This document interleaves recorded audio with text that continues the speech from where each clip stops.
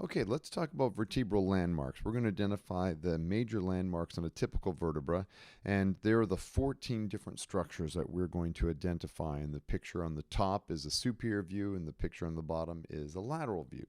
So let's start with the spinous process. Receives its name because the spinous process is a spine, a projection, and a process as well. It's a bony, pointy projection. So in surface anatomy, it's that part in the midline that you can feel each of those different prominent spines.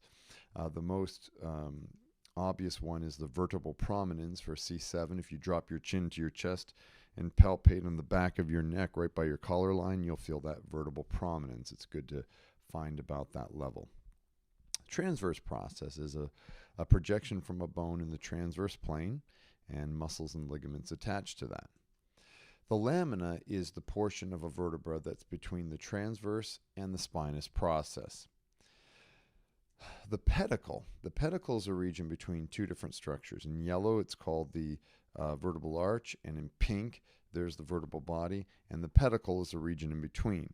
Now, in the lateral view, you'll see that there's one pedicle and another pedicle. Between these two pedicles is a foramen, known as the intervertebral foramen. The bottom picture shows this better in a lateral view. The superior picture shows in red highlight where I did highlight the pedicle. Recognize that the intervertebral foramen is between adjacent pedicles. It's also called the neural foramen because that's where spinal nerves exit on either side between adjacent vertebrae.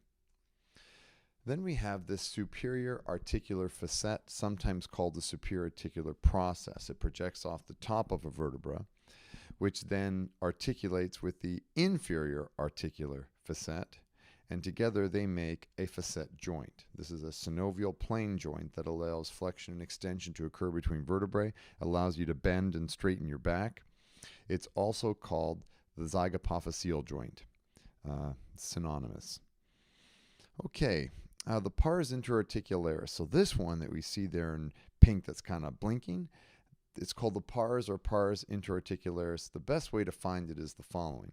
We find the transverse process and the pedicle on one vertebra, and then you find the superior and inferior articular facets, and the pars interarticularis is the region between those 4 points. Pedicle and transverse processes, articular facets, and there's our pars interarticularis. We also have the vertebral body that we see there in blue. It's the largest and thickest portion of a vertebra. Now, the vertebral arch, shown in yellow, this is a region that encompasses our transverse process, the pedicle, the lamina, and the spinous process. So everything from the pedicle, basically everything posterior to the vertebral body is considered the vertebral arch. So there's our vertebral arch, and the vertebral body pretty much comprise the entire vertebra. Vertebral body is anterior, vertebral arch is posterior. Then on each vertebral body is an intervertebral disc, as we see that in red. And an intervertebral disc is comprised of fibrocartilage. And the fibrocartilage disc has two different components. An annulus fibrosus, which is the ring, think jelly donut. It's the outside of a jelly donut, whereas the jelly on the inside is the nucleus pulposus. This is a gelatinous type of fibrous cartilage. And together, these intervertebral discs help with compression, absorbing compression when you are putting weight on the trunk of the body. Then we have a hole in the middle of the vertebra, known as appropriately the vertebral foramen, there in blue. If we take each of our 7 cervical, 12 thoracic, 5 lumbar, 5 sacral vertebrae and take each vertebral foramen, now these vertebral foramina, they make a vertebral canal, which houses our spinal cord. That's how it travels up and down, and this is how it's protected. So the spinal cord's in the middle of the vertebral canal, and spinal nerves come off segmentally through those intervertebral or neural foramina on either side. So those were our landmarks. Now let's talk about unique features of individual vertebrae, starting first with our cervical vertebrae. So the cervical vertebrae have this bifid spinous process, as shown here by those 2 yellow arrows. It's basically C2 down to C6 are the primary levels in which you're going to see this bifid spinous process. In addition, we have these vertebral foramina, and highlighted in turquoise, which serve as the conduit for the vertebral arteries, that when they arise from the subclavian arteries, these vertebral arteries traverse these vertebral foramina all the way up to the base of the skull, traverse foramen magnum, and becomes the blood supply to the posterior brain. Now the atlas vertebra, or C1. So what we see here in blue is the C1 vertebra, and it has these two supraarticular facets that articulate with the occipital condyles.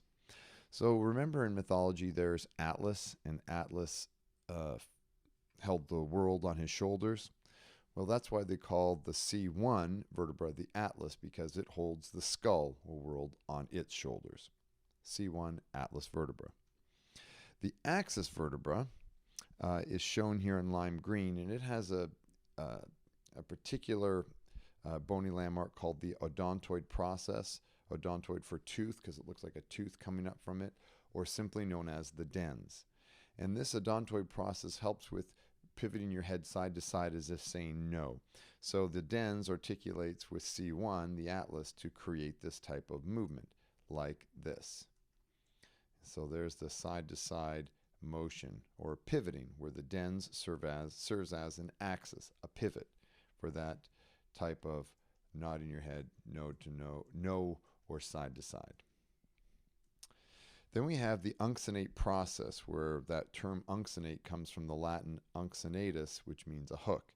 And we can see this superior projection from the vertebral bodies in the cervical region, and they form these hooks that prevent lateral translation of cervical vertebrae on top of each other.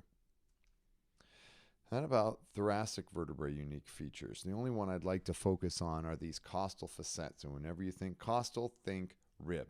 And that's why we only find them in the thoracic region, where the 12 pairs of rib articulate.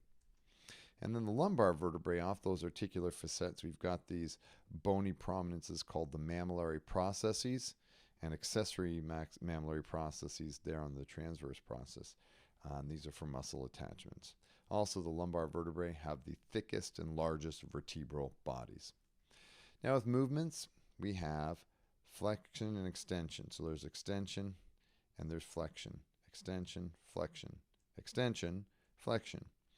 And the thing to notice about this is there's not a lot of movement, but when you take all cervical, thoracic, lumbar vertebrae and stack them on top of each other, it becomes very obvious when you can see that spine flexing and extending. And there's our landmarks of the vertebrae.